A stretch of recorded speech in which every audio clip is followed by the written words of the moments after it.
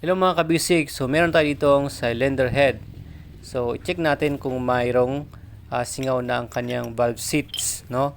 Unahin natin ng exhaust, siyempre lagyan na natin ng gas sa taas. Kung meron diyang natulo na gas, hindi na okay yung kanyang valve seats. Itong motor na pala ito ay 11 years na, no? Ngayon lang mabuksan to, no?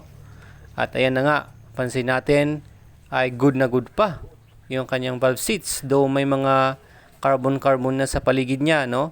So at least nasisilpan niya yung ating mixture. Alright, tapon natin. Dito naman tayo sa intake. Ayan, so lagyan natin ng gas ulit. Ayan, alright. Kulang pa, lagyan natin. Ayan, so wala din. Ibig sabihin, good pa yung kanyang mga valve seats. So, wala pang natagas na mixture sa kanyang chamber.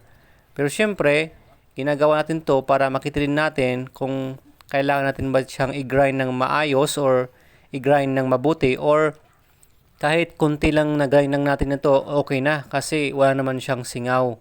So, chinik na natin para malaman natin kung malakas yung singaw or maliit.